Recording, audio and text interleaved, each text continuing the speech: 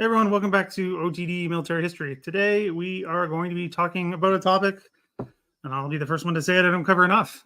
Cold War. I'm sure today's guest, I can already see him nodding, because he already knows that I don't.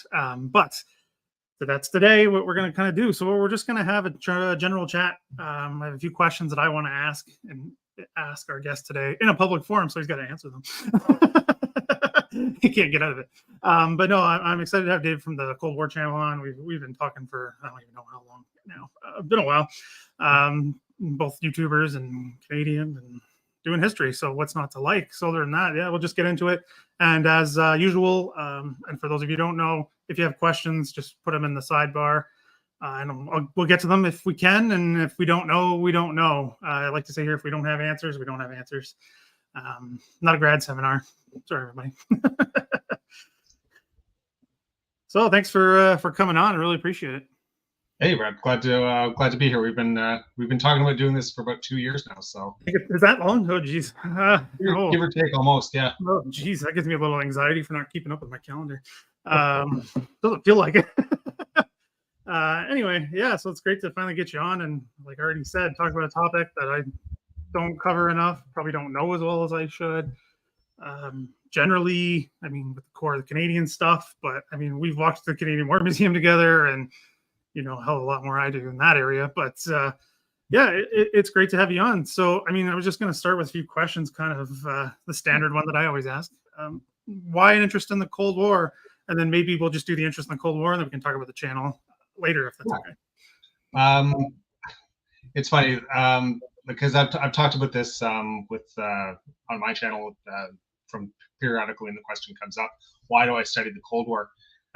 I really didn't start off as a Cold War historian. Second World, like a lot of people, Second World War was a really big interest and a big draw when I first started really getting involved in history and sort of studying history in a more structured way. But Cold War has always been in the back of my head. I was born in the late 70s. You grew up in the 80s, where the Cold War, and it wasn't an event. It was just sort of the backdrop to everyday life. Right. The omnipresent fear of nuclear annihilation wasn't often front and center, but it was always this latent little thing in the back of your mind that could happen. Today could be the day. Today could probably not the day, but maybe. And then I was involved in history, interested in history. And the channel, actually, like how I got involved with the channel really is how the Cold War sort of came to the forefront for me. As a more formalized time period that I was actually really willing to dig into. I'd read, read Tom Clancy books, and there's lots of video games, the flight simulators, especially in the late 80s, and that focused around Cold War themes. But as I got involved in the channel in late 2018, before we actually launched and we were looking for topics to get involved with, it has been for quite a while sort of an underserviced topic. Yeah. And when you're starting a YouTube channel, underserviced is a nice little niche to be in because you can sort of carve out a space and make it your own. It's also a fairly broad area, and we can talk about this a bit more. Like, what is the Cold War? Is it sort of this specific USA versus Soviet Union, communism versus capitalism, or is it really just about 45 years worth of history where everything happening globally on the planet and sometimes in space is part of the Cold War, and it's a term for an era or a specific time frame, and that's really how we've decided that we want to look at it. And take a much broader, more holistic approach to it. But to sort of a long-winded answer there, but in Tom Clancy and flight simulators and Nana's 99 red balloons playing in the background. By hook or by crook, here I am as a Cold War historian. So that's, yeah. I mean, that makes sense. I guess maybe I was just thinking briefly about my own, why I do what I do, and it's just I wasn't born until the late 80s, so I don't remember any of this stuff. I remember bits and pieces, like very early 90s, and like people just talking about change basically, and things like that. So yeah, I don't remember much. My father worked for Canadian government, and through to his job, we moved around a fair bit. He wasn't military; he was foreign affairs. We ended up living in Hungary. We moved there in 1990. Within about a year of the end of communism, and sort of as democracy in Hungarian democracy. There's a Google that. That's an interesting topic right now. Yeah. Just as democracy was really establishing itself in the country, and that transition away from socialism and into a more free market economy. Yeah. And seeing, I was living there when the Soviet Army, I was going to call it the Red Army, but I'm off by about 45 years. When the Soviet Army withdrew all of its troops and it's like closed its bases, and all of those things were happening while I was living there. And that's sort of the real, that's the change. That's in Germany, it's the Wende, when everything's closing down, and it's the actual end of the Cold War. So and that personal connection, that personal experience certainly fuels some of my interests in what I do now. So yeah, I mean, it's so interesting how our personal experiences, we don't realize how much they influence what we tend to be interested in that sort of way. I mean, because I came of age because of that Saving Private Ryan time. Like, I know that's why, and that's exactly why. But so speaking of that war that we're not going to talk about too much, but I did want to start, not with the Trinity test, but the earlier tests, because again, this isn't my area and I don't claim to be it. I know little pockets and I got to do my reading if I'm doing something on it. But those early tests, I think those are kind of what I wanted to start with. I think because they're early in the Cold War, but there's always questions about that and what that meant. I mean, sorry, again, struggling. What I'm trying to say here is because you have a U.S. monopoly, right?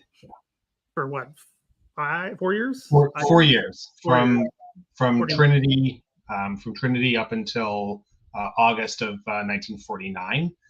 The Americans absolutely have a monopoly on the nuclear monopoly.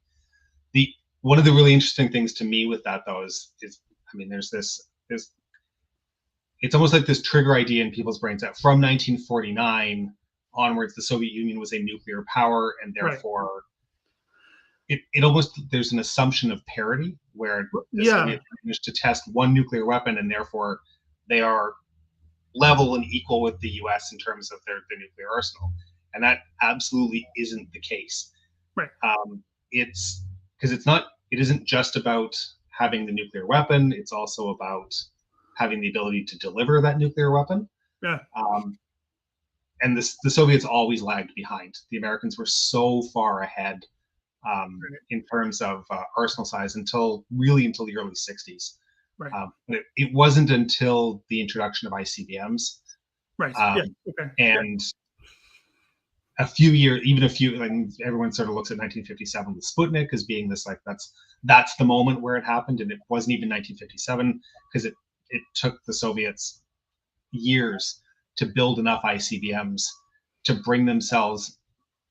I'm going to use the word parity, but it might not even be parity necessarily so much as the ability that even if the U.S. launched a first strike, there was enough arsenal, would technically be enough arsenal left to nuke back to the other side to make war a zero-sum game. So yeah, I guess that's what I was trying to ask, because you get that. That's, I guess, what I was going to ask. This concept of parity. I don't know what other word to use, because that's what people like my generation, or not generation, but my age, and we don't remember the Cold War, but we're always told we were minutes away from death, whatever is the 4 minutes that radar could detect it, blah blah blah.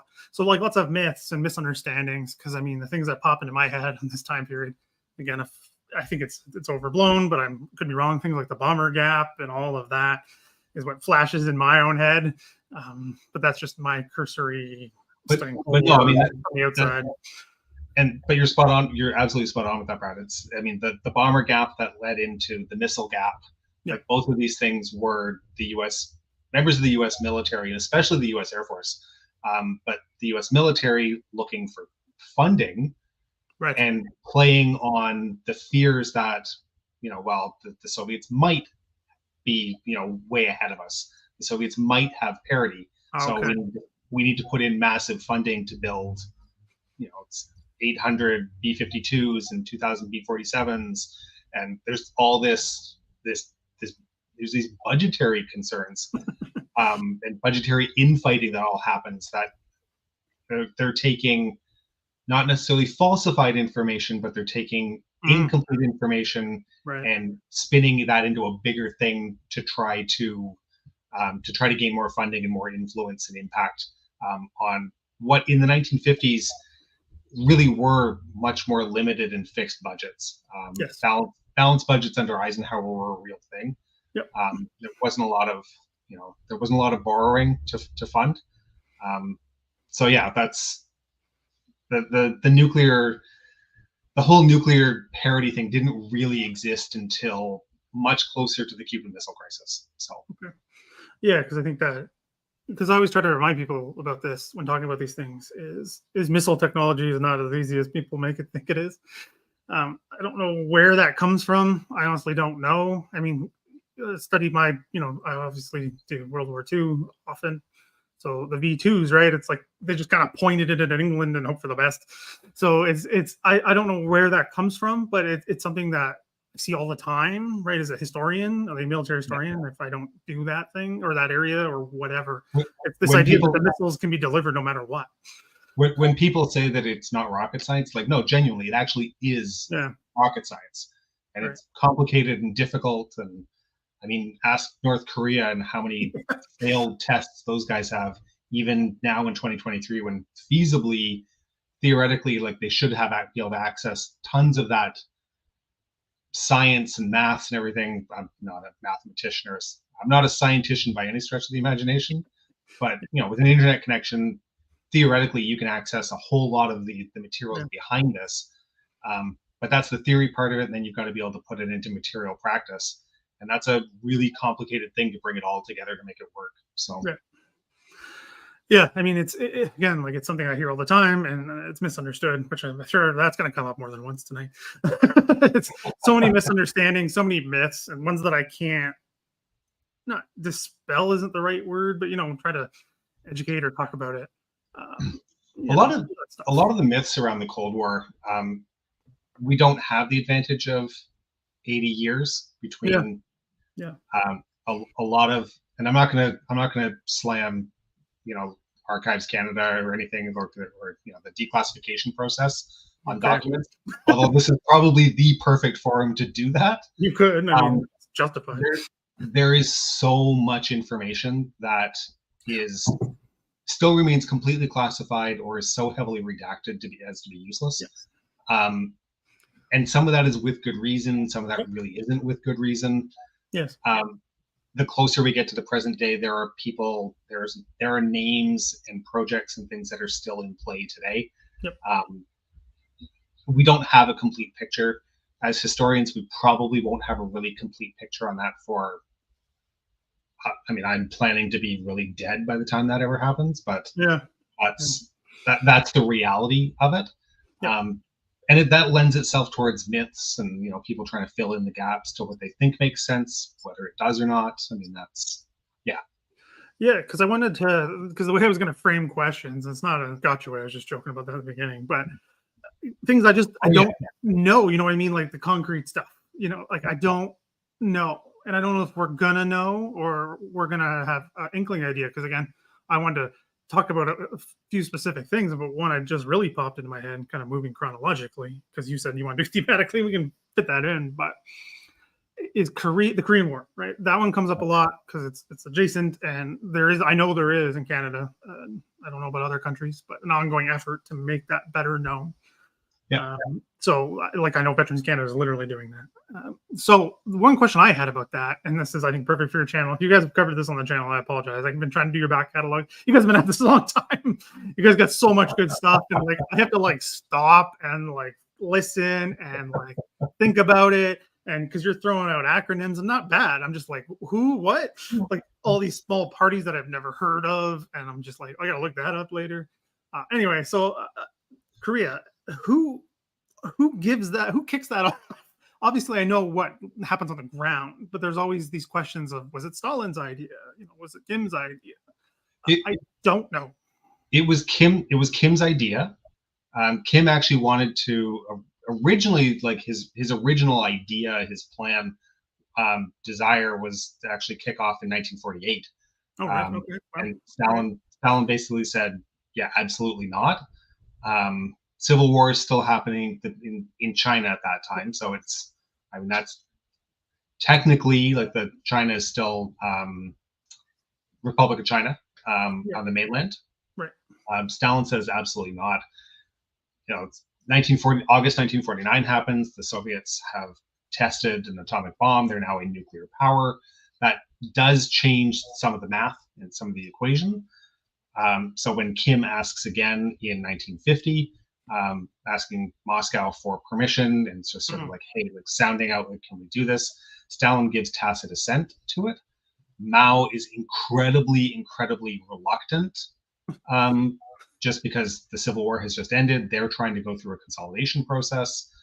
But Mao is absolutely subservient, isn't the right word, but he knows that he's a second to Stalin. So when Stalin says yes, it's okay. Stalin also gets a concession from Mao that Mao wants to give tacit approval on the condition that China won't be expected to get involved. And there's a bit of strong arming that happens. Yeah. That we all know how that ends up happening, what ends up happening there. Yeah. And so by, I think it was the end of June 25th, I think, which was 2 days ago. Oh no, 2 days in a month. Today's the anniversary of the armistice. Armistice, yeah. So I think it's the 25th of June, 1950.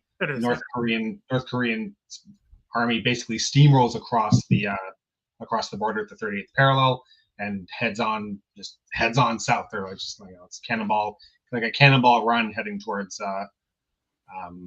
clearing out basically the Americans had largely withdrawn all of their troops. They had a token force there under the nominal command of General MacArthur, who, I have lots of opinions about MacArthur, but he had his headquarters in Tokyo, basically ignored everything that was going on in Korea for the longest time, and that's really where the Korean War sort of kicks off.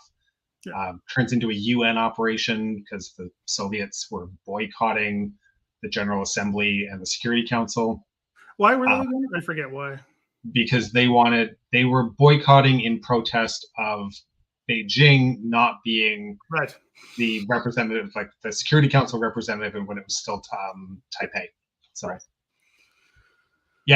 lots of like little moving pieces and everything that are all happening that all sort of comes together at this influx moment in the summer of 1950.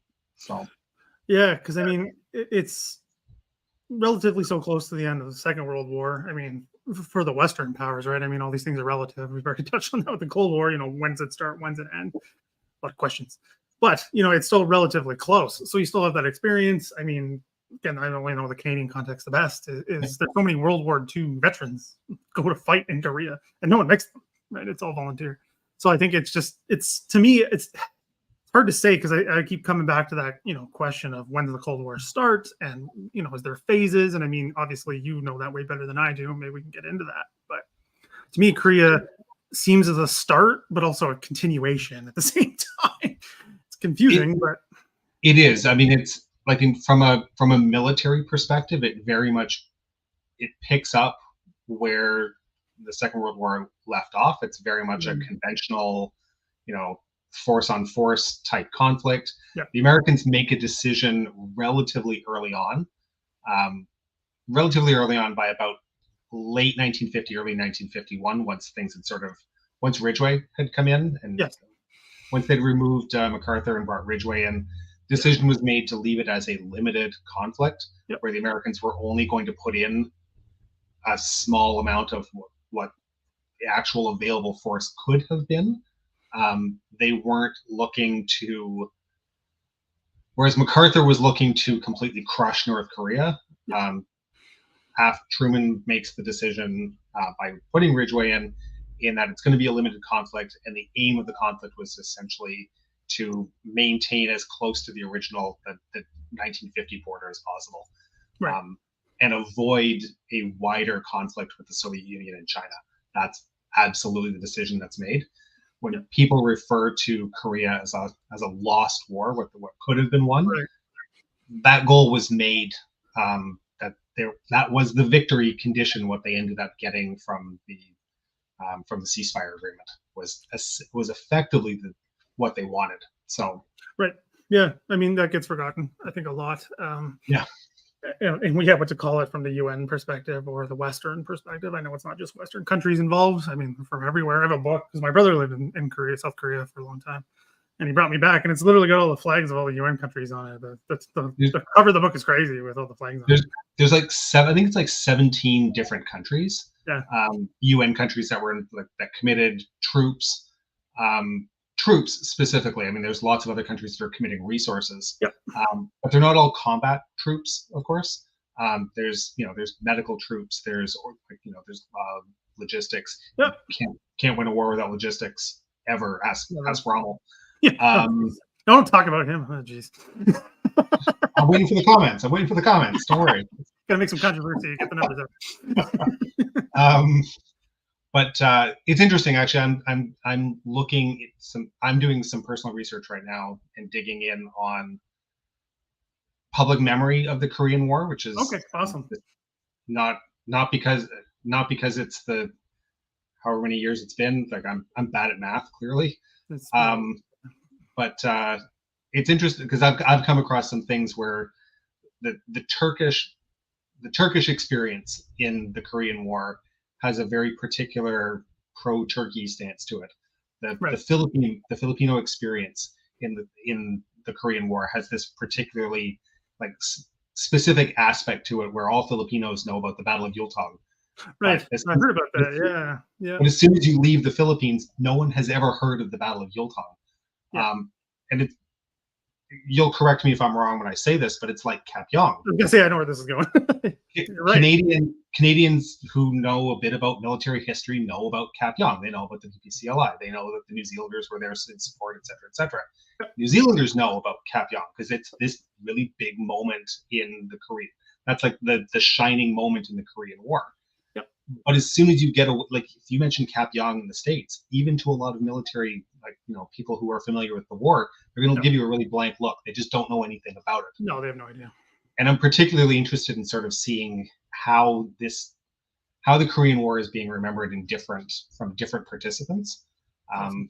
It's so if somebody wants to teach me Turkish in about 3 days, that would be really, really great, because there's a ton of walk. What? Good luck with that. Yeah, there's a ton of locked, like anything in history. There's a ton of locked sources that I just can't access because I don't speak. I speak English. I'm a terrible. Are you doing that for the channel, for quote unquote fun? I don't. Fun. I'm doing it for. I'm thinking I'm trying to do that for school, but it's a resource check right now. I need to make sure that I've got enough access. Oh yeah. For anybody who's curious what I mean by school, I'm in the middle of my master's degree right now. I'm that mature student that everyone hates. Which you blame me for, even though I told you not to do it. Oh no, that's Brad. Brad was very good in trying to talk me out of it. There's a bunch of other people that I can blame that tried to talk me into it. So you were successful. You were right. I told you didn't need it, but whatever. No one listens to me. That's sort of where I'm doing a little bit of digging on that right now. Okay, well, I'm gonna bug you about that one. Now you're done. So I just wanted, this is going to be a complete diversion, but I have a super chat. So, and it's an excellent question. I mean, I was going to get there eventually, but from Eddie, and who just became a member of the channel. Thank you so much. Very much appreciated. So I got out in 94. At the time, we were withdrawing force out of Europe. How large was NATO's total force in Europe at its height in the 1980s? That's a fascinating question. That is a really interesting question. And I don't have an answer for you, Mehdi. I can ask you a question in response to your question, like any good historian will. God, you are a historian. Jeez. I pretend. I play one on YouTube. So it depends what you mean, but I guess the part that I want to pick apart there, or sort of delve into, is what you mean by like total force at its height, because at its height in terms of manpower, that height probably came somewhere in the like late 50s to mid 60s. The U.S. began a massive drawdown after 1960 as Vietnam was ramping up. Which makes sense. The U.S. was going through a massive ramp down in terms of its actual number of personnel deployed to Europe. And they were doing, coming back to our talk about nuclear weapons, what they were doing is they were offsetting that decreasing conventional force by increasing the amount of nuclear force that they would be able the to answer to the question. Combat ground force. I don't have an answer for that. It's an interesting question. I've never looked.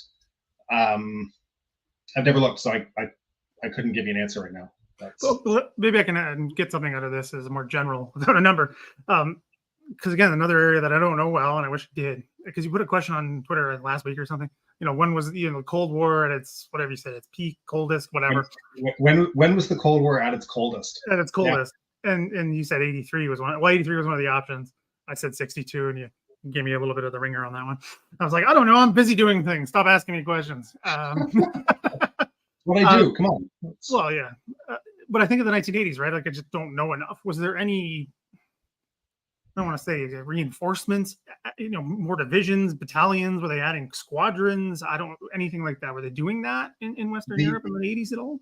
The big plan with the certainly with the Americans, and the Canadians would partially piggyback off of this, was it was an annual exercise that they ran called Reforger, Return to Forces Germany, where they had, massive supply depots set up across, mostly in Germany, but it would have been Germany, the Netherlands, Belgium. I'm not sure that they ever had anything in France due to France's peculiar NATO structure and setup. France being France, you can just say it. France being France, yeah, exactly. Yeah. Members, but not really members, kind of thing.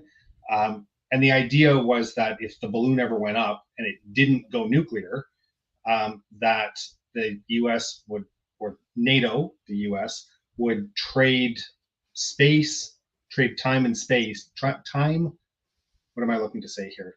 Space for time. Space for time. Yeah. So they would effectively, they would be sacrificing a big chunk of Western Germany while they slowed down Soviet forces long enough to conduct a massive airlift of combat troops stationed, combat garrison troops in the U.S.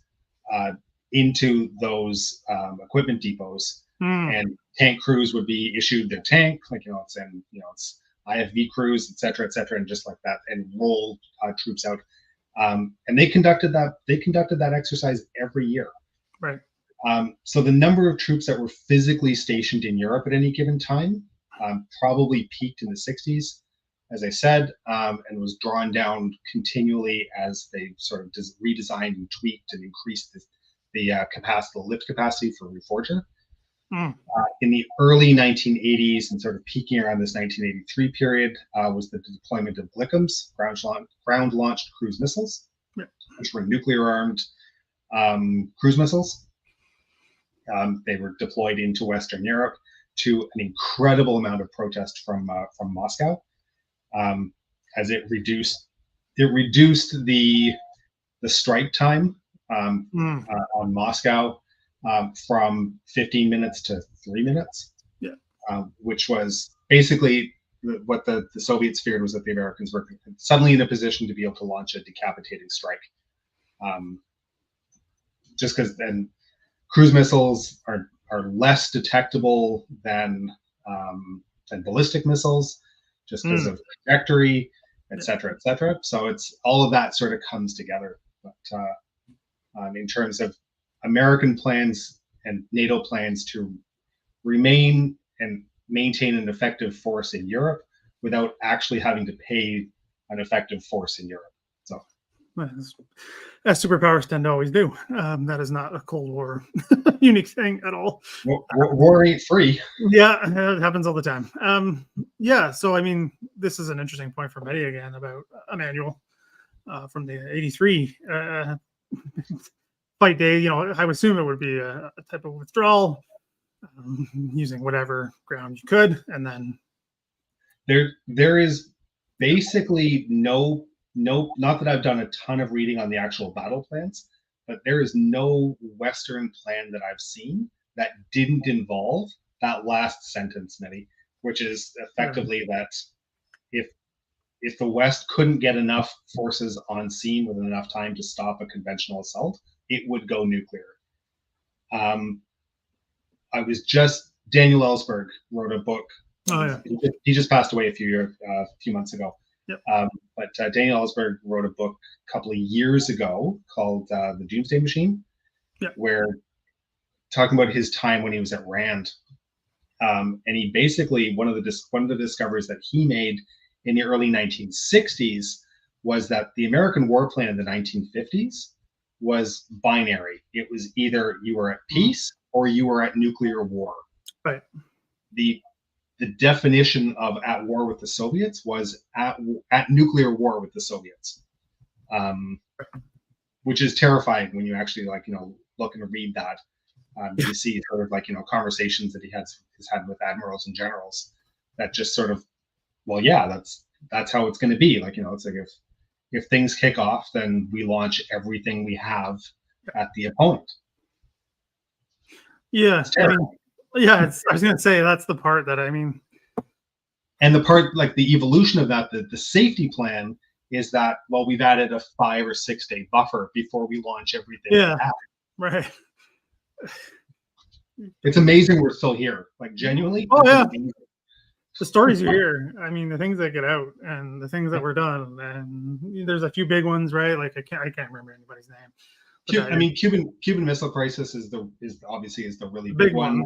Yeah. Able Archer in 1983 was, and that one's still up. There's still a lot of, because of the classification thing, there's still a lot of work that's being done with Able Archer in terms of trying to identify just how close were the Soviets to pressing the button. Yeah. Did the Americans know? Did the Americans not know? There's all these things that go along with this. Yeah. Someone's like, do a show on that. I went, no. I'm I'll be honest, we get the same request. And it's a great topic, but there's so much speculation. Yeah, exactly. In terms of what actually happened. Yeah. That's going to be one of those episodes, I think, where we just run with a constant crawl saying, it's like, this is what we think, but this could be different by the time it goes to air. This could be completely wrong. We apologize. There's so much in the air with that. So yeah, that's one of the reasons why I try not to. It's just why it's so difficult for me with my academic experience being it's just all right there. Some stuff is still, because of privacy legislation, blah blah blah, whatever. Yeah. But that's just so I'm used to a wealth of resources, and so anything else, I'm just it makes me it gets me nervous. That academic historian training of you don't have the primaries, you can't say anything, blah blah blah. Yeah. So that's kind of why I try not to touch on it. But yeah, so that was a good question. So kind of want to go back a little bit, if that's okay, because we're talking about Korea, and the one topic I did want to talk about because it's one I'm interested in. I think a lot of people are. It's unavoidable in certain circles when talking about the Cold War. Is Vietnam. Can't not be talked about because it's such a long conflict. Another one where when does it start? Does it start in 1940? Does it start in 45? When does it start? It's another one of those ones you could do. When does Vietnam start? Yeah. If that's the question, I think the Vietnam War starts in 1945. The actors change around a little bit, where France was one of the primary players. France and the Americans as sort of a side player from 1945 to, I'm not even going to say 1954. Even before that, the Americans really are taking on a much more prominent role. Yeah. So I just want to jump in there real quick because the reason why I was going to ask this, but then Medi gives the question is, can't not think about it because I grew up watching this show, is MASH. And the last episode, right? They're like, "What's Vietnam?" While they're talking about it, about how whatever event they talk about in the episode, the general French fighting or the end of the war, or whatever you want to call it. I was just because obviously that's what MASH was supposed to be about, right? It was supposed to be Vietnam without being Vietnam.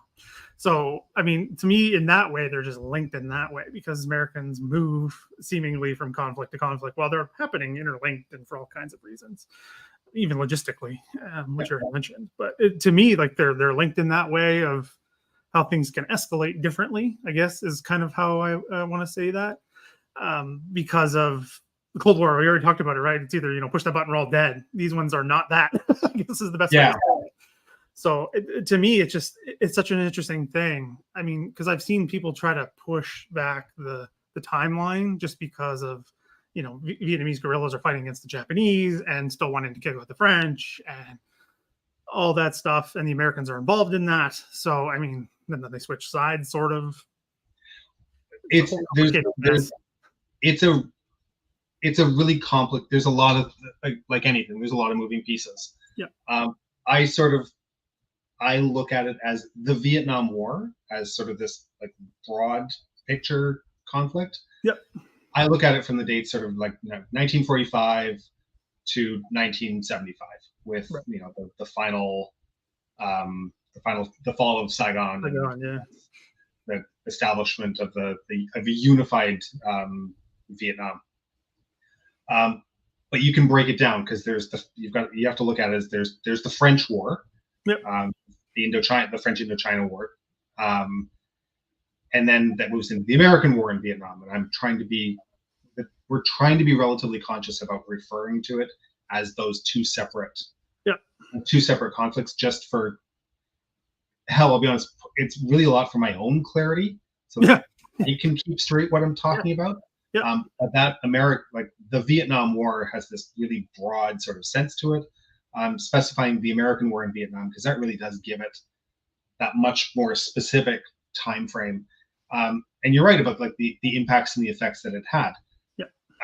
I mean, going back to what we were just talking about with Reforger and how the Americans decided that they were going to garrison Europe, they made that decision to draw down forces in Europe so that they could maintain larger forces in Vietnam with this massive deployment strategy.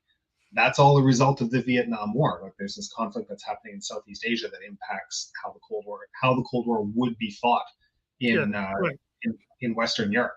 Yeah. Like that. I mean, I'm not a geographer or anything, but when you look at a map, those two places are really far away from each other. But that's one of those like knock-on effects that it had. It wasn't intentional. Nobody intended that in 1963 or 64 or whenever, but that's the impact that happened from 1969. So, yeah. Yeah, I mean, it's a whole complicated one. I was going to say the one thing, and because I don't want to say opening up because it's not the right word, but Vietnam has been, perceptions are changing of that country, I guess is the best way to say it in the West, particularly in the United States. Lots of people travel there now to just travel there. It has nothing to do with the war. It has nothing to do with reconciliation. None of that stuff. They just want to go because they want to go. They don't remember the Vietnam War. They don't have a bad conception of the NVA or the Viet Cong. They don't even know what that is. Most Vietnamese now don't have any memory of the war. Yeah. Like at all. It's they were born. I mean, when you think that the end of the Cold War was 30 years ago, I don't know the exact demographics, but I think it's like roughly 1/2 of the population of Vietnam wasn't even born when the Cold War ended, let alone the American War in Vietnam. Yeah. So that's a really that's a telling thing. Vietnam's looks like it's going to become one of the U.S.'s strongest strategic partners in the region. Yep. Which, just like Germany. Yeah, like it's like I didn't have that on my bingo card 30 years ago. I'll say that. But, no, I don't think anybody did. I mean, the embargo doesn't end until 94, something like that. Yeah, something like that. So I mean, the amount of how much that country has changed. I mean, I keep telling my wife kind of half jokingly, like we got to go there now before people find it, and they ruin it with their price, jump with the prices and everything. I mean, it's just a fascinating conflict and one that I know still has a lot of resonance in the United States, and I have a lot of American followers and subscribers and people who know people who fought in the war and lost people who fought in the war. So I know it's not complicated. I mean, I'm so interested in how people like you were talking about with Korea, how people are remembering that conflict, like how people in Vietnam are remembering the conflict, how people in South Korea are remembering that conflict. Yeah. Americans, what part of America? You know, there's all these different moving parts. It's such a fascinating one, and because that was one of the parts when you do a PhD, you have to do what are called fields. You have to just read a ton of books. I mean, do it for some masters as well. I did like 100 books on American foreign policy, and one section of that was just Vietnam. So it was a lot, and it was a lot of intense discussions about things, and some old discussions, some new. So it's just another one. I'm still trying to wrap my head around how it all fits together, but I don't think that's going to happen anytime soon. Honestly, I think like policymakers in Washington have been trying to wrap their head around Vietnam since 1973, 1975. Yeah. With judging by what we've seen since, with the global war on terror, I'm not going to say varying degrees of success, but I would say that lessons learned and lessons forgotten. So yeah, well, that happens all the time as well. That's another theme. That's not just the Cold War. Yeah. So this is an interesting one, and I mean, it's not so a question per se, but I want to ask it in a weird kind of way, if that's all right. Malaya, I don't know if you guys have covered that on the channel. I assume you have. We have. It's pretty hard to avoid it. My question is going to be, and it's going to be weird. Again, this can launch into discussion about what the Cold War is or when. Sure. Is that a Cold War conflict ideologically? Was Malaya? Yeah. Yes and no.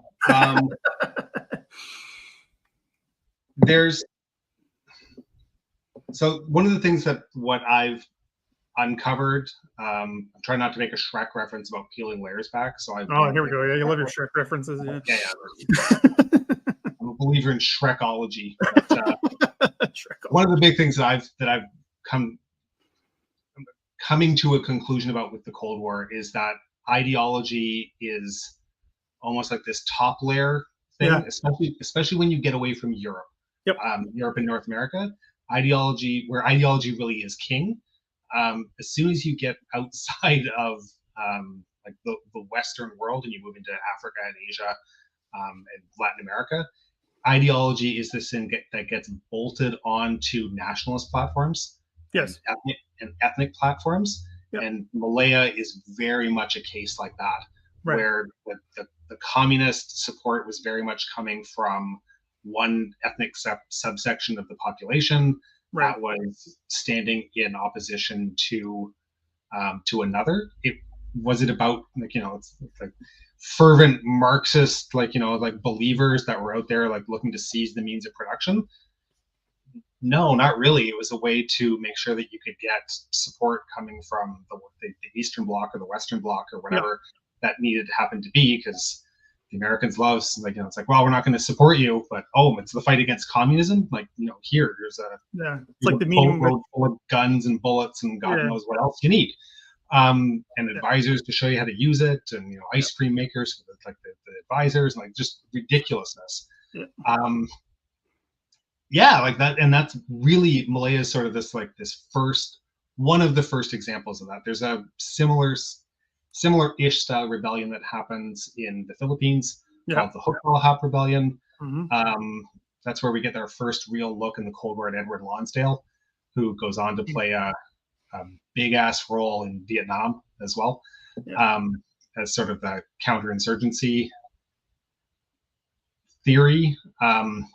But Malaya very much is about sort of like pitting the Chinese minority against the Indo-Malay population, and bolting this ideological framework on top of it to give it some sort of a Cold War semblance, so that the West can justify why they're getting involved and why they're doing this. Britain is very much trying to keep its not necessarily colonial control, but at the very least its colonial influence in the region. I mean, Churchill knows at the end of the war that decolonization is happening. So does Attlee. I mean, everybody knows that this is all. I mean, Attlee's probably more responsible for a lot of this than Churchill is, certainly. But it's very much about sort of structuring things and creating a framework where Britain can maintain their influence abroad. And if they have to pretend that the other guy's a communist to do it, then that's what they're going to do, by God. So not the only place they did it either. So no, not at all. And you see that repeated consistently. The wars of decolonization in Africa. I mean, ideology has, I'm not going to say nothing to do with it, but ideology isn't first on the list of why people are fighting. It's not even third on the list of why people are fighting. Yeah. They're absolutely doing that as part of a national struggle and a nationalist or ethno-national struggle. So, yeah, I mean, Kenya comes to mind with the Mau Mau Rebellion, which is not a great name for the conflict. Not even accurate. Brutal too. Oh, absolutely brutal. Horrific, like really, really terrible. Absolutely awful. Yeah. And oh God, I don't remember his name. Someone wrote a book on it because I had to do this for the other field, the British Empire. And he was okay with the British methods and says the U.S. should adopt them. He is no longer a historian and now works for the U.S. government. Oh, wow. There's a natural transition. So. I went, oh, dear God, we're all dead. Anyway, yeah, it's just like, I was like, this guy's nuts. And now he works for the government. But yeah, I guess, well, sorry, I think Medi's asking about like what I meant. And that's what I mean. Sometimes it has this ideology bolted on, like you said. I think it's a good phrase to put it. It's almost like a shell, a facade. Kind of. I mean, if you're looking for, there's an example that I can speak to a little bit. When you look at what's happening in Colombia, of all places, because the trouble, like in Ireland, everything that's happening in Colombia since the end of the Second World War is commonly referred to as the Troubles. Yep. And there's a bunch of ideologically driven like rebel groups like FARC and ELN that operate, and they're narco criminals. Like it's all about how much coca can you produce and sell to the drug lords and smuggle it out. But somebody like the ELN they're Maoists, and they're tried and true Maoists, and they get funding from China to promote it's like world revolution, et cetera, et cetera. They're not Maoists in the slightest. Like it's about carving out your own little power base in the jungle and like you're running it like an autonomous fiefdom. It has absolutely nothing to do with bringing like equality to bring down the elites and bring around an agrarian equal state. It has absolutely nothing to do with Maoism. FARC was doing that with more of a Marxist-Leninist agenda. Right. But I mean, there's not a lot of means of production to be seized in the middle of the jungle, other than the coca plants that you're growing and forcing the peasants to harvest. That's what we mean. That's what I mean by this. Like it's sort of structured as this ideological struggle, like in the name of so workers of the world unite, but it has absolutely nothing to do with that. So yeah, you have nothing to lose but your chains if you had them. That was going to be my next question, and this is going to be the big one, I guess, one of the big ones. And this can be just your personal opinion. The Cold War, not time. I don't want to do time frame. I want to do what it is, or maybe because it is just a time frame. If that's your opinion, what's your opinion? Is it an ideological struggle? Is it decolonization that gets ideology lumped onto it? Is it just a time period? Is it just because there's these two new empires, not new-ish, two new empires replacing the older ones, I guess, newish empires? Is that what it is? Is there more to it? Am I missing something? Is it that simple? What do you think? Yes. If you had to pick, okay, then maybe ask it this way: Is it more to do? Is it time period then? This is the way that I look at it. This is very much my opinion. This is a wide-ranging debate within like the Cold War community such as it exists. Right. Well, I think it's bigger than it's getting big. Finally, but you're right. I feel justified.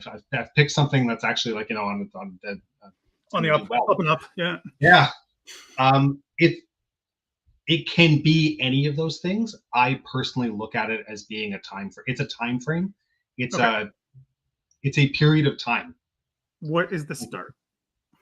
What is the start? And this is one of the ongoing debates. And I'm not going to say that one is less valid than the other, because I think there's a good argument that can be made for any range of dates. I've seen dates argued as early as 1917 with the Same Bolshevik with Revolution. me too. Certainly 1918, 1919 with Western intervention on the side of the whites in the Russian Civil War. Yep. I've seen that as a fairly cohesive, fairly cohesive argument that that can support that. Yep. My rebuttal to that is somebody did something bad. Fire. Okay. I live next to a main road, so. Oh, there you go. What was I saying? Fairly cohesive argument towards that. Yep. And that the Cold War was raging through the 1920s and the 1930s. My rebuttal to that is it really a war if one side doesn't know that it's being fought? I was gonna say. Stalin and the Bolsheviks certainly thought that they were at war and that it was they absolutely were. Stalin was 100% convinced. I'm not convinced that FDR thought that he was at war at any given time until 1939, and then that wasn't with the Soviet Union. That was somebody else. Actually, no, it was 1941 with FDR. But forgive me. I'm a historian. Dates don't matter. And then you see 1945 as a date. You see 1947 as a date. I've seen the start of the Korean War as late as that as being the start of the Cold War. Right. And I think there's a compelling argument that could be made for any of those start dates. Right. End dates are a little bit more fixed. I've seen the earliest I've seen is 1987 when Gorbachev makes a pledge of non-interference in Eastern European affairs. 1989 with the fall of the Berlin Wall, or 1991 with the eventual collapse of the Soviet Union. 1991 is sort of the latest date that I've ever seen. Right. As a compelling argument. It's the internet. You'll get people arguing anything for no reason other than just to argue. The internet. As you very well know. Yeah, it's my life. Yeah. But my personal opinion is I think I always pick 1991. Okay. With the collapse of the Soviet Union. Gorbachev's, if the August coup in 91 had actually succeeded, where if Gorbachev had actually been removed and replaced by hardliners, right, in the Soviet government, we could have seen a reversal and sort of a slide back towards hostilities between East and West. Different set of borders, but we could have seen that. Right. I'm not a big alternative history fan because it really turns into sort of fantasy porn kind of thing. Like what people want to see happen is where they lead that conversation. Yeah. But with the actual collapse with the August coup and then the eventual collapse and the dissolution of the Soviet Union, that's absolutely the end of the Cold War as far as I'm concerned. So. Yeah, I mean, this is another way I want to look at it. Because I get really good comments here. This is sparking everybody. This one here, and maybe we got to suspend the belief here a little bit. But the park bench in Ottawa, I mean, it's not technically a park bench. Sort of. Well, I mean, I think it's 511 Somerset. They were in a car, technically. I think the cops were in a car, not on the bench. I'm correct. Could be wrong. The Guzengo affair. I think that's probably one of the earliest wake-up calls. I was going to say, is this the time when the West knows there's a Cold War? I think there's people. I mean, ask Patton. Patton. And we just got that as well down here. Yeah, I mean, there are certain. I mean, Churchill's a really big person with this as well. There's a certain subset that of people that absolutely saw the Soviet Union as they were a threat. Like that was the next enemy, and they saw that well in advance of the rest of the world. But from a public perception perspective, in 1945, this Uncle Joe, the Soviets were absolutely the friends. 1946 with the Guzenko affair is probably one of the first really big, sort of broad wake-up calls that comes out that Moscow's not your friend, they're not your ally, they're definitely standing in opposition. That's a good way to put it. And then sort of thing really starts spiraling out 1947, 1948 with the Berlin airlift, the blockade, the Berlin blockade. That's really sort of the, if anybody wasn't believing it in 1946, by the time of the Berlin blockade, like that's a pretty clear red line on the paper that they're not friends anymore. So no, yeah, I mean, well, you can look at opinion polls from 45 Yeah. about what's your feelings of the Soviet Union, who did the most to win the war. A lot of people said the Soviet Union in the West. People forget. You should totally do an episode on that, Brad. Oh, Jesus Christ! Trying to get me killed. I only have enough enemies as it is. I don't need more. But I just think it's an interesting way of thinking about it. I was gonna say, I think in the Canadian context, I mean, again, pretty much small beer when you're talking Cold War. But Brzezinko is the moment in Canada because people are going, "What the hell?" They had no idea about anything, and all of a sudden they're like, "We're getting spied on by our friends." Yeah. And this is happening in Ottawa, and this is in the public papers. Like, what's going on? And then there's a whole bunch of things afterwards that tend to get forgotten, like a bunch of not sham trials, kind of kangaroo-y, court-ish. Yeah. Ish. I mean, the people were guilty, as it turned out to be, but they didn't really think that at the time, but they still convicted them. Well, burden of proof. I mean, if you want to pretend that you live in a legal society, then proof has to be provided. Yeah. Proof 50 years later. Anyway, so that's just something, and people are enjoying the Cold War, so I'm glad we did this. What was I going to ask next? Oh yeah, sorry, Red Scare, I hit a wrong button. 1 second, one quick thing, because I think this is an interesting point, and I do want to hear your opinion on it. And I'm not trying to put you out of a job here, but the war in Europe lasts from 1914 to 1989. How do you feel about that? I think is this, I look at this in terms from a broad historical perspective. If we move forward in time 1,000 years, are historians going to sit back and look at the 20th century and call it by one name? Is this 100 years War II, or is this the First World War, the Second World War, the Cold War, and whatever the hell we're moving towards next? Yeah, whatever it is. And I don't have an answer to that. I'm too close to it. I'm a 20th century historian. I very much look at things as being like these are separate conflicts. They're like anything in history, one moment is born out of the moments that came before it. Right. So is the Second World War a continuation of the First World War? No, it's a separate war, but they absolutely have links and they're related to each other. Yep. Is the Cold War the same war as the Second World War? No, it isn't, but they absolutely have their roots coming out of that. So I mean that's how I look at that. I don't know how you feel about that, Brad, but that's. I mean, because I struggle with that in a lot of ways. I mean, I come at it from obviously a different perspective than you. Come at it from, I don't know, I see dates as sides. I'm coming at it from 1914 instead of maybe you're coming at it from 1989, if you understand what I'm saying. Yep. I don't think, and I say this, I think about this a lot. I don't see World War I and World War II as the same conflict because they can't be. That doesn't make any sense for all kinds of reasons. But the Cold War is also, again, I think it's so different in terms of not even the players, but there have been Cold Wars before. That's not new by any means. But in that way, I think is different. There are Cold Wars in other periods that are not global, I guess is what I'm trying to say, in a scale. Yeah. Because the war in Europe, I think after I argue it's World War I from the time what's his face gets shot in Sarajevo. But people say it's not a world war yet. I'm like, well, yes, it is, because there's colonial empires. So to say that these things are different because of geography, they're all world wars in a way, but just the scale of the Cold War.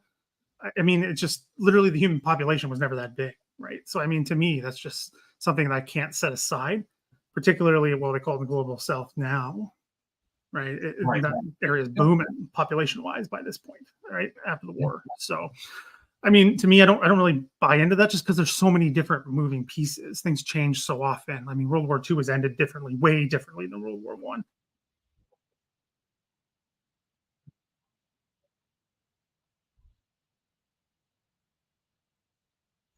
this one solid line. I don't think you can Yeah. make that argument. But that's just me. I mean, Michael Nyberg I very much respect him as a historian, as a scholar, and he comes at it from, I think, a different perspective than both of us. So I think that's what he's kind of coming from there. I haven't read that work or most of his work recently. So I think it's absolutely fair to say that the world has been at war through almost the entirety of the 20th century, but it's not the same war. Yeah. Like that's my opinion. So yeah. I mean, yeah, this is and I do want to answer this one because I think it's interesting. Just take a bit of a lighter tone, if you can say that about the Cold War. Taking a step back from actual war and slightly hotter wars, is there a war that gave more culturally?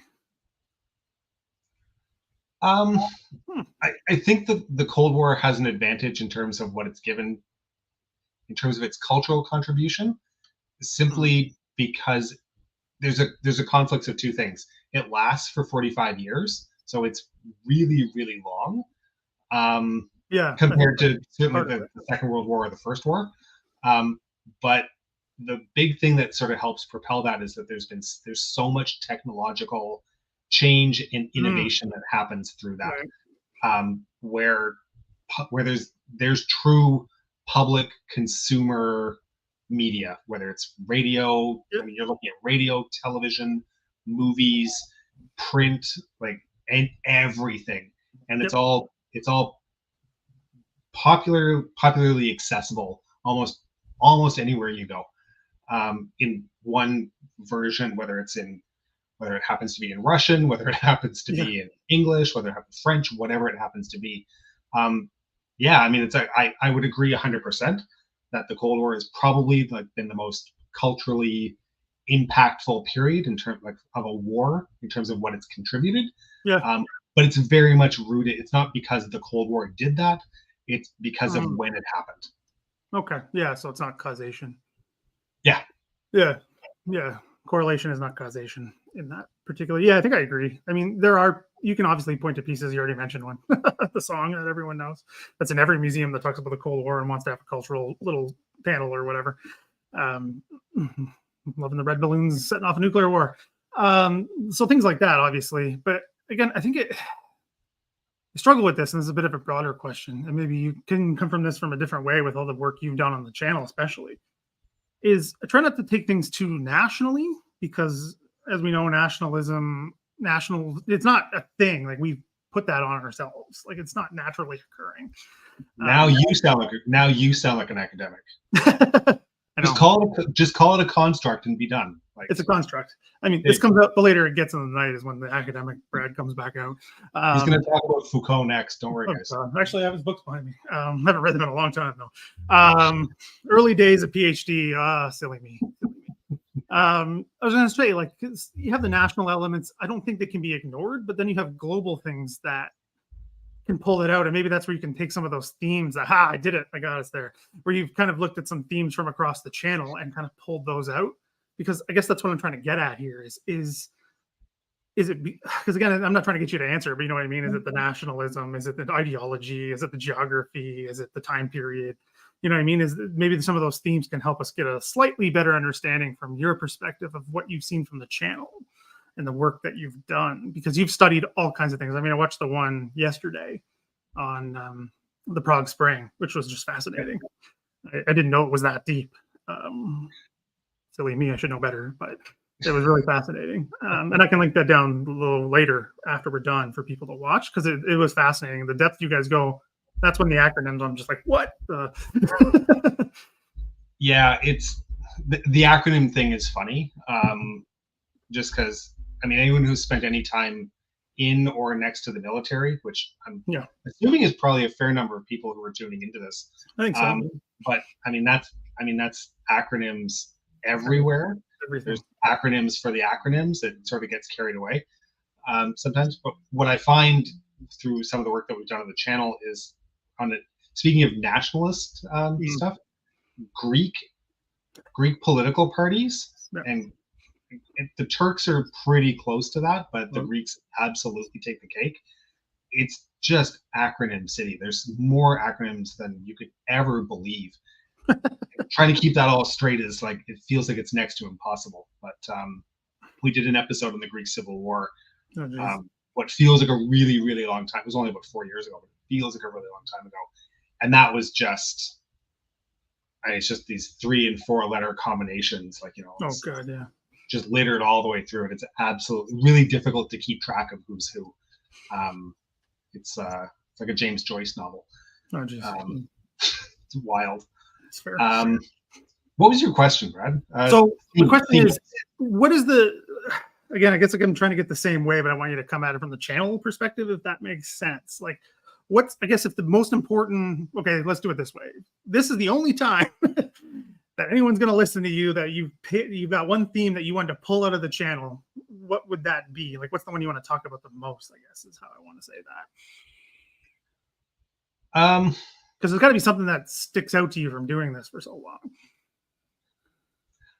Opportunism.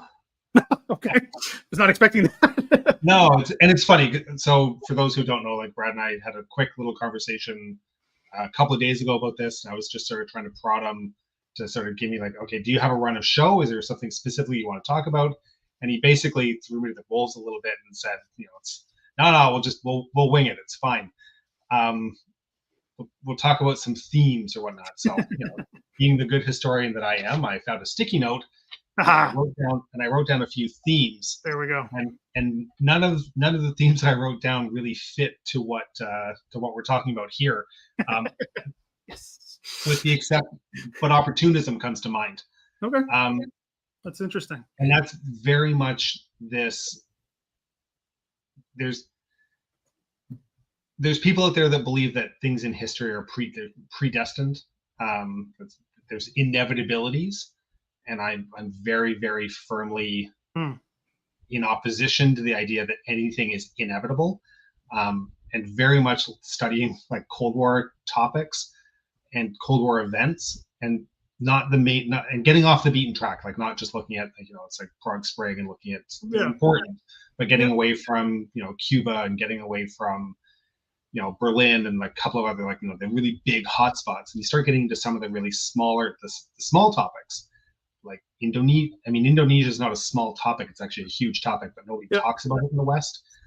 Indonesia, Guatemala, Congo. Congo is this really massive conflict that happens. And it's all opportunism. It's, you know, one little thing happens and some, you know, it's like one person somewhere decides that, hey, you know what, I can leverage this to make a buck. I can leverage this to, you know, to gain a little bit more like power or influence. And the next thing you know, like, you know, it's that the CIA is flown in and there's poison pills flying around, and it's all these little things. And this is a constant refrain everywhere. Like every single script that we do, there's always like these event scripts where we're talking about a specific event. There's always these weird little like opportunistic moments where, you know, it's like, yeah, this was what's supposed to happen, but then this guy did this. Oh, okay, I see what you mean. Yeah. And suddenly, like, you know, it's, you know, suddenly there's 2 tanks facing each other again, like in Berlin, and the world is as close to like nuclear Armageddon as it's ever going to get. And that happened. You know, it was an American major. I think he was a major lieutenant colonel. I can't remember. He went to the opera. And they insisted, and he was in his uniform, and they like going to East Germany, and they insisted on looking at it, like checking his ID.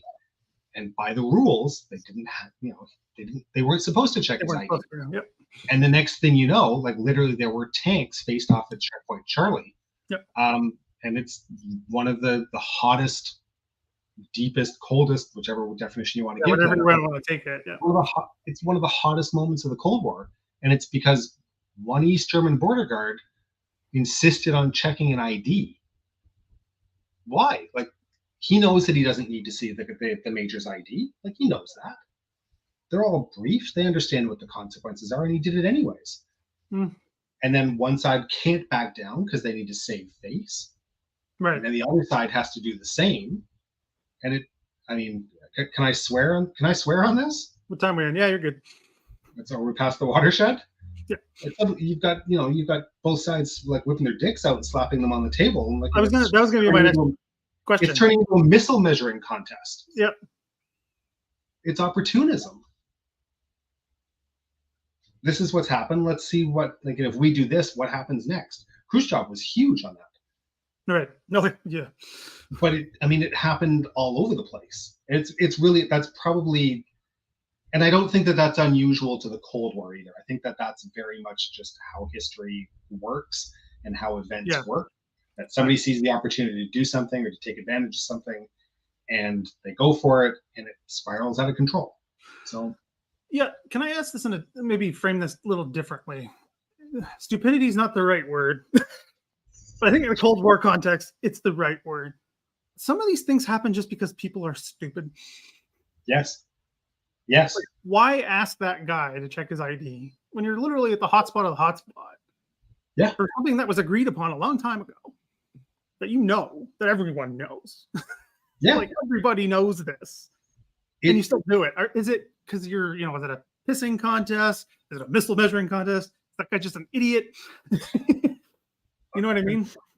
I think it depends on the situation. Like, it depends on who's involved.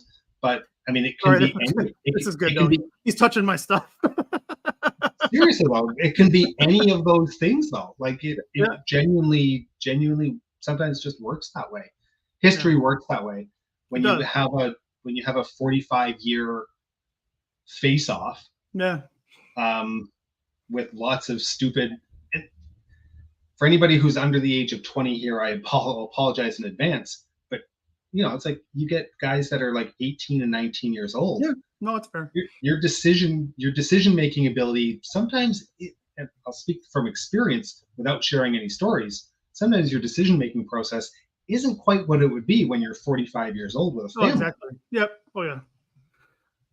All right, not to cut you off, but we had a really good question, and we got caught up in something. See if I can find it. Basically, it was a question about the current conflict in Western Sahara. Is that because of the Cold War? You guys haven't touched that one yet? I'm not sure. I'm not the right person to make any comment because it's not a. As a broad answer, yes, it's a result of the Cold War because everything that we live in right now is irrelevant. Is somehow related at some point. We're still close enough.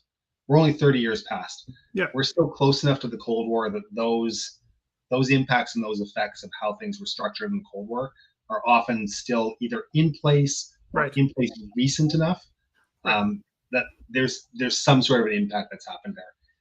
I can't speak on the topic of what's happening in West Africa, whether it's in the Sahel or whether it's in the sub-Saharan section. I know there was a coup overnight last night in Niger, but I really don't know too much of the actual situation there that I can comment on intelligently. Yeah, it's a fascinating one. I mean, I was watching a travel video the other night just about Northern Africa, and it came up. So it's definitely those things. I don't know. Relic. Sorry, I just saw the word residue being used. Yeah, we're still coming with those, right? I mean, North Korea comes to mind. That seems like very much of a relic.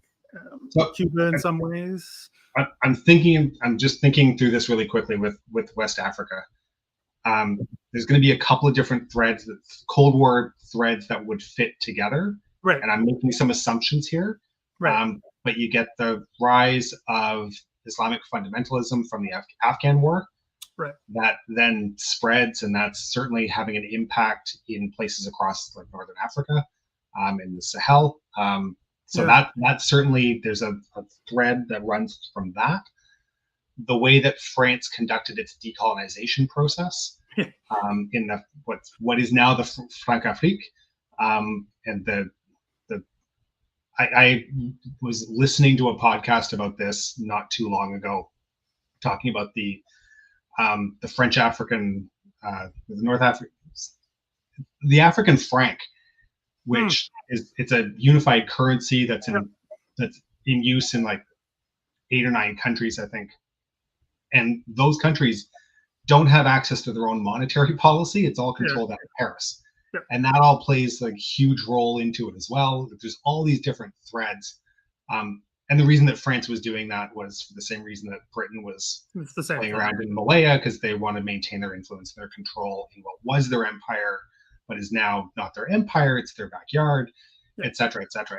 It's all these different sort of Cold War era threads that all come together into the present. So I couldn't speak specifically to what's happening in Niger or anywhere else, but I know all those things are certainly having a continued impact. So yeah, I mean, it's just there's so many things, and I was thinking the same thing. I think Shawn asked it here, same kind of idea.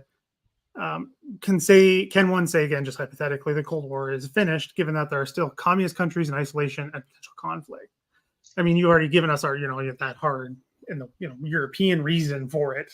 But I understand what Shawn's saying here, right? There's, like you just said, there's these threads that you could still pull on them and probably set off something big if you wanted to yank at certain ones in certain ways. You know what I mean? So it's just something that I think hasn't fully left us in that way, because Susan asked a really good question, and I'm going to get to it, Susan, because it's one, I think it's a good one to kind of wrap up a discussion with. But this idea of when does that legacy become a full legacy in that strict definition, if that makes sense, when it's not still going on, right? Like the Napoleonic Wars, their legacy has finished. Someone's going to come at me for saying that now. No, I said that out loud. I'm going to get jumped on. You know what I mean? Like those wars from Grand Duchy of Warsaw Truther is going to show up in the comment section next. The Peloponnesian War is over. You know what I mean? Like, that's done. Is it though? Is it really? You know what I mean though? Like it still has this potential to cause change or war. Yeah. I don't know. There's no clear answer here. I just agree with kind of what with what Shawn's saying there in that way. I mean, there's still these threads going through, and it's not going to end here. Oh, here we go. Yeah. Oh, I agree. Here's one more. This is the question I was going to ask. But any truth Putin wanted to get the Soviet Union or some form of we're getting the band back together. Is that what's going on? This is current, but it's also connected. And I have not touched this current conflict on this channel once. We've touched on it a bit. And I mean, That's why I asked you. Yeah, no, I have a side. Like I've picked my horse in that race. What? This is picked shocking. That horse like a long time ago. I don't see Putin as wanting to get the Soviet Union back together. He's an irredentist of like the highest order. Not the Soviet Union. I would say more like he would be looking to put a Eurasianist version of the empire, the old empire, back together. Okay. Yeah. And this is, I have opinions on, it's on Alexander Dugin as a sort of in terms of what his theories and everything. There's a Soviet ethnographer named Gulyov who did a bunch of what ends up being particularly anti-Semitic writing in the 1950s. If you take the anti-Semitism portion and set it to the side, he's very much writing this pro-Eurasianist continental sort of version of what Russia should be. And I think that in a lot of ways, that's very much what Putin is looking at. It's not about putting the Soviet Union back together. It's not about putting the Russian Empire back together, but it's putting back an ethno-national state empire controlled by Moscow and controlled by the Russian ethnos, but very much focused on this Eurasianist sort of theme. It's bullshit as far as I'm concerned. Yeah. But it's that's. And there's streaks of that run. I mean, look, talking about pulling threads. I mean, you can pull threads of that back to what Stalin was doing, undoing Lenin's policies in the 1920s, in terms of creating this like the Russification of the Soviet Union and of the different Soviet republics, with varying degrees of success or failure. But that's a really hot potato kind of question. I don't see him as putting the Soviet Union back together, but I very much think that he's trying to create a new style Russian-themed empire. So that's a good way to put it, actually. I like that idea, actually. It's got that. We tried it before. We want the sort of same flavor, but a little different format. It's like when they make a hamburger on into a lettuce wrap or something. when you listen, like I mean, I don't speak Russian, so I cannot listen to any of Putin's speeches directly in Russian. But when you read them in translation, he has a command of Russian history, but it is certainly not a holistic command of Russia's place in history. Right. It's right. or the history that he's presenting, anyways. Yeah. Obviously, he's doing that for a reason, but like he's got weird callbacks to the First World War. Well, he's all over the map. It doesn't make which makes sense. Some of the callbacks make sense when you put them into context. Mark Galeotti, who's he's a Russian specialist, author, pundit, good guy. Mark does a lot of commentary on this and sort of unpacking some of the speeches and sort of linking back some of the histories. Right. And in context, a lot of his speeches and his references to some pretty obscure histories make really good sense if you know what he's talking about. In a Russian context, most Western audiences don't have that context. I see what you mean. Yeah. So, like referencing back, like he made a reference back to 1917 to the Kerensky government. This was following the this was following that weird attempted coup-ish thing. Yeah, whatever the hell that was. Yeah. It makes sense when you unpack it and put it into perspective, but to most Western audiences, like the references just go completely over your head. Yeah. Because we're just not that familiar with the ins and outs of Russian history and how that fits into these broader educated narratives. So, well, I was going to say, I think that's why it doesn't really fit into a Cold War framework, if you want to call it that, because it's pulling from all different directions when we know that's what the Soviet Union was not. Well, they said they weren't trying to do. What they did was a whole other different thing, but what they were trying to do. Yeah. I'm just trying to find that one last question because I want to challenge you a little bit because I do this to guests sometimes at the end. He's gonna ask me what my favorite movie is or something, right? No, yeah, you wish. Susan's question. Oh no, I lost it. I just had it. Basically, it was a question about what can be seen as a war. And I just wanted to take that a little bit. She framed it as basically, does it have to be armies fighting? No. Can you call the Cold War a war if you take the slant? I know these are all the provisos you had to put in. If you take it as just this ideological conflict between two blocks, whatever you want to pick. I mean, I don't necessarily agree with this myself, but can you use that word? Because we throw that, it's another one of those words that gets thrown around a lot, and the definition just changes a lot. Sometimes people just use it because they're going for impact. Can that be said for the Cold War in a sense? Well, there's two different ways to answer this question. The first answer is going to be me being a little bit combative with this. Yep. The Cold War is actually a really terrible name because it makes this it has this implication that there wasn't fighting and that it was like a fairly benign conflict at the end of the day. And in reality, it wasn't. Tens of millions of people globally died during the Cold War as a result of conflict of the Cold War.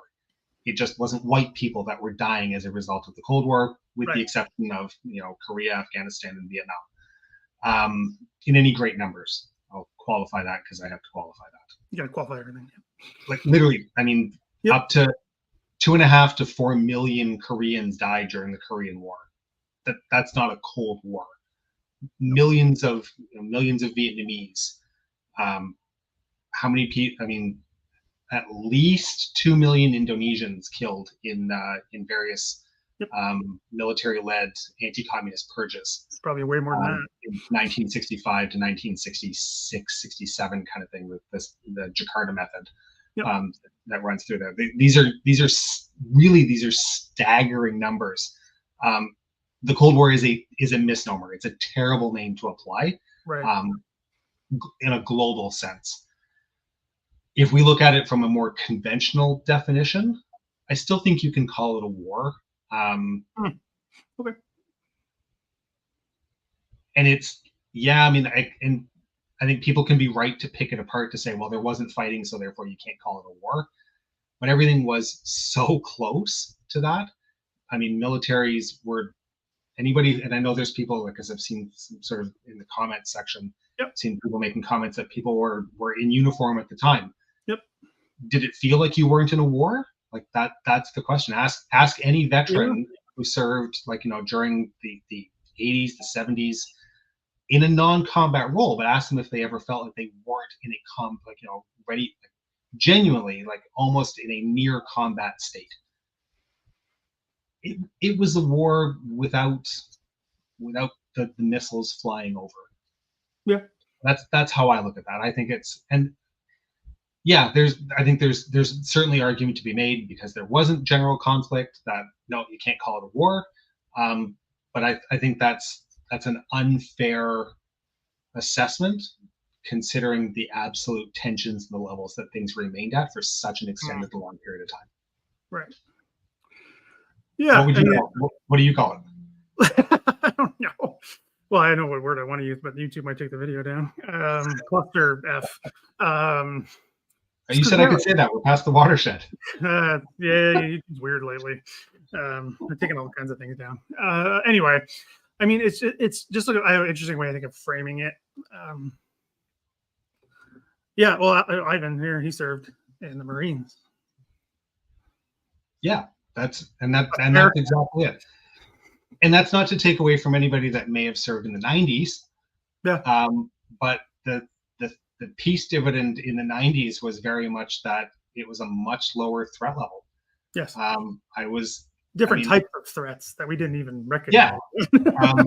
My father served in the Canadian Armed Forces in the late 50s and into the 1960s.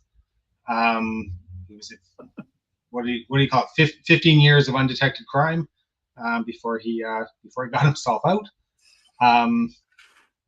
That's fair. And he did a tour to Germany, and at no point did he ever say that it wasn't like wartime feeling. Like it for him, it genuinely felt like the balloon was going to go up at any point. And yeah, Medi's was at that time period.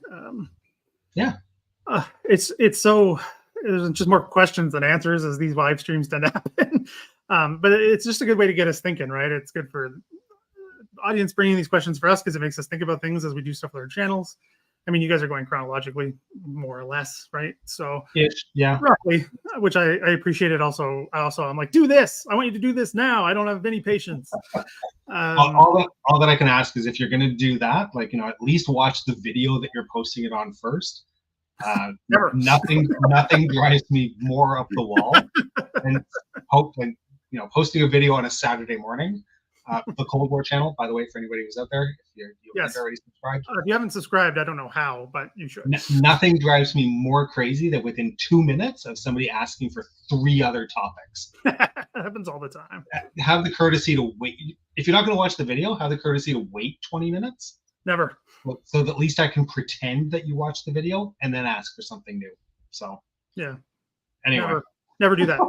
I just got to acknowledge Shawn here again. Thank you for your great support and all that. I do have one more question, and I'm gonna have to cut it off after this because it's getting late. But this is an interesting one, and you might not even have an answer, and that's fine. But I'll let you go first.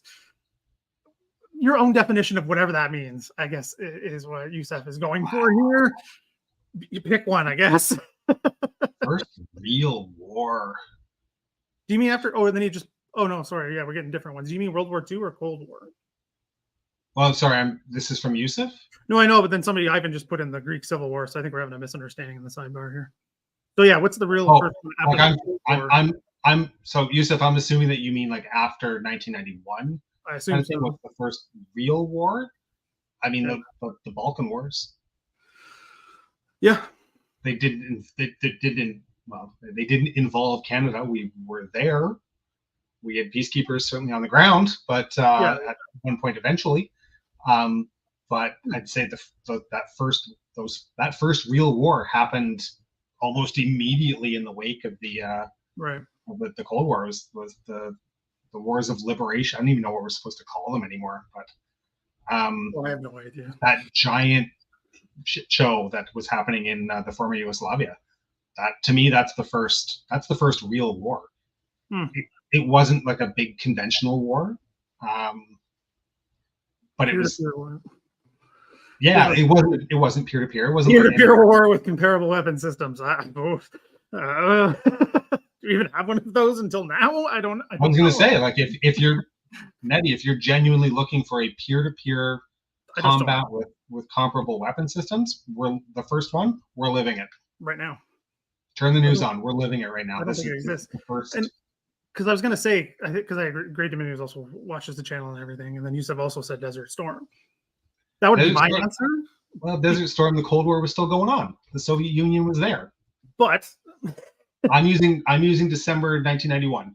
I'm gonna disagree with your end date because I want to, and it's fun. The wall came down in '89. That's when it was over.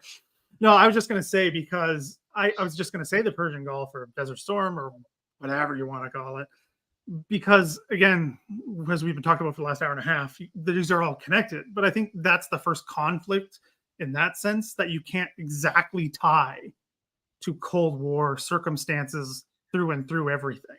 You know what I mean? Absolutely, it is absolutely the anomaly. Yeah. I think there's a debate to be made though that it wasn't a pure conflict. Well, I was going to say it was definitely not peer to peer. Like definitely not. No. The Highway of Death shows that it was not a peer to peer conflict. Like American destruction of Iraqi IATs in the first 3 hours, minutes, pretty much ends it as a peer to peer conflict. Yeah, like it was not peer to peer. During Desert Shield, before the actual full on engagement, at that point people were trying to spin it that way. Yeah. And then when it actually fighting actually broke out, no, it's absolutely not a peer to peer conflict. And this is just an interesting point. Thanks Ian for coming out and following along. Didn't obstruct. I think that's a good way to put it. Yeah, that's basically Gorbachev gave tacit permission, like he wasn't going to do anything about it. Yeah. Again, just more. I don't think he could have. He couldn't have done anything anyway. Yeah, but he said okay. Yeah. I think that's just a good way of thinking about it too, right? It's the same thing with what's war, Cold War, this conflict, what's first after that, trying to find an end. But again, yeah, I read with the peer-to-peer, that's a new level on things for Mehdi saying that, because it's crazy. Like to think about that. If you sit down and think about that for a second. First peer-to-peer is now. Yeah. 30 years. That's mind-boggling, to be honest. Yeah. There's a note to end on ambivalence and confusion. Welcome to OTD, everybody. That's what we do here. We confuse you and then we leave. Time to go drink my sorrows away, boys. Yeah, that was great. So thanks everyone for watching. Thanks for coming on. Hopefully we can do this again because I really enjoyed this. This was fun. Sorry, go ahead. If you don't mind, Brad, for one quick second, for anybody who may still be watching or following at this point, that are Cold War followers but are not following On This Day in Canadian Military History, hit that like button, hit the subscribe button. Make sure you're watching Brad. He's producing phenomenal content at a truly exceptional price of a low Patreon subscription. Get in there. No, give Brad a follow if you're here from the Cold War channel.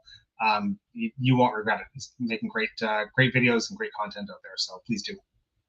I appreciate you doing my plug for me. I really appreciate it. And you guys are doing great work at the Cold War channel. Can't see what, I can check a calendar to see what's coming next, but how you guys go about it and the way I'm learning things, because you're doing it in a good way for me, because like I said, there's so much going on here. I need a structure and you guys provide it. So, and then by the time I do it, I've watched like 3 episodes and realized I'm not doing as much work as I should. But anyway, yeah. So everyone, thanks for hanging out, and thanks for all the super chats. And new member Mehdi, thank you. And if you can support on Patreon, it's a great help. It really helps so much. So I'm not sure what's coming up yet, but thanks everyone for hanging out, and for David for coming on. Really appreciate it. And hopefully we can do this again. Thanks a lot, Brad. Really appreciate it. Thanks everybody. See you next time. Bye.